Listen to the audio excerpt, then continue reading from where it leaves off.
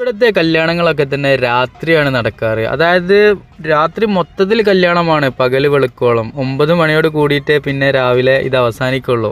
അതിൻ്റെ ഓരോ ഘട്ടങ്ങളാണ് ഈ കണ്ടുകൊണ്ടിരിക്കുന്നത്. ഞാൻ യാദർശികമായിട്ടാണ് ഈ ഒരു സ്ഥലത്തേക്ക് എത്തിപ്പെട്ടത്.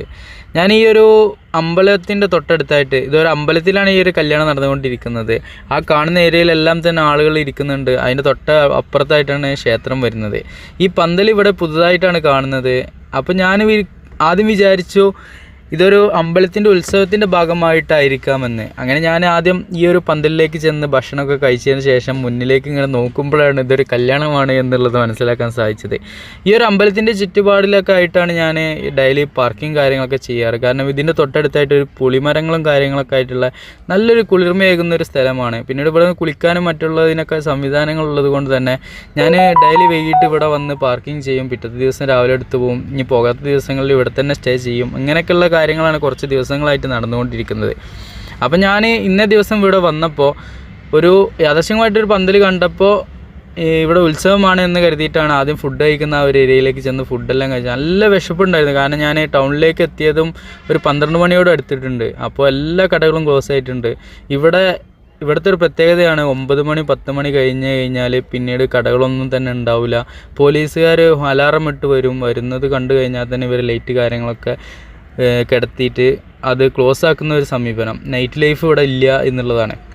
അങ്ങനെ ഞാൻ വിശന്നിട്ടാണ് ഈ ഒരു ഏരിയയിലേക്ക് പാർക്കിങ്ങിനായിട്ട് ചെന്നപ്പോൾ കാണുന്ന കാഴ്ചയാണ് നേരെ മുന്നിലൊരു പന്തൽ, അവിടെ ഭക്ഷണം വിളമ്പുന്ന ഒരു ബൊഫേ കാര്യങ്ങളൊക്കെ.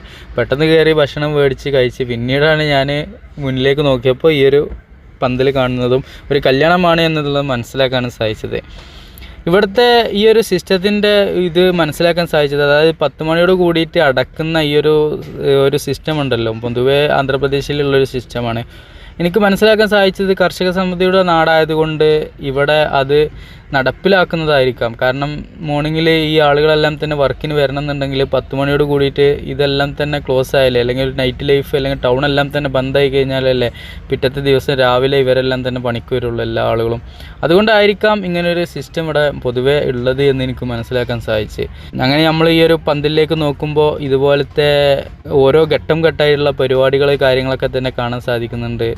കുറച്ച് ആളുകൾ ഇങ്ങനെ എല്ലാ സാധനങ്ങളും പൂജിക്കാൻ വേണ്ടിയിട്ട് ആ ഒരു ക്ഷേത്രത്തിൽ കൊണ്ടുപോയിട്ട് തിരിച്ച് അത് ഈ ഒരു സ്റ്റേജ്, അതായത് മണവാട്ടിയും മണവാളനും നിൽക്കുന്ന ആ ഒരു ഏരിയയിലേക്ക് വരികയാണ്. അതും ഒരു താളത്തിലും ഓളത്തിലുമുള്ള മ്യൂസിക് കാര്യങ്ങൾ, ബാൻഡ് ഇങ്ങനെയൊക്കെയുള്ള സംവിധാനത്തോട് കൂടിയിട്ടാണ് നടന്നുകൊണ്ടിരിക്കുന്നത്. കണ്ടു നിൽക്കാൻ തന്നെ ഒരു വളരെ രസകരമായിട്ടുള്ളൊരു അവസ്ഥയായിരുന്നു. ഏകദേശം 12 മണി 1 മണിയോട് അടുത്തിട്ടുണ്ട്. എങ്കിലും ഈ ഒരു ഉത്സവങ്ങൾ ഇങ്ങനെ നടന്നുകൊണ്ടിരിക്കുന്നുണ്ട് എന്നുള്ളത് ഒരു പ്രത്യേകതയാണ്. ഞാൻ നല്ല ടയേർഡായതുകൊണ്ട് തന്നെ ഈ ഒരു പ്രോഗ്രാം കാര്യങ്ങളൊക്കെ കഴിഞ്ഞിട്ട് പിന്നീട് ഉറങ്ങാൻ പോവുകയാണ് ഉണ്ടായത്. പിറ്റത്തെ ദിവസം മോർണിംഗിൽ നീച്ചപ്പോൾ കാണുന്ന കാഴ്ചയാണ് ഈ ബാൻഡും കാര്യങ്ങളൊക്കെ അടിച്ചിട്ട് ഒരു ഓട്ടോയിൽ മണവാട്ടിയും മണവാളനും ഒരു 9 മണിയോട് കൂടിയിട്ട് ഇവിടുന്ന് പോകുന്ന കാഴ്ച. അതോട് കൂടിയിട്ടാണ് ഈ പ്രോഗ്രാം എല്ലാം തന്നെ അവസാനിക്കുന്നത്.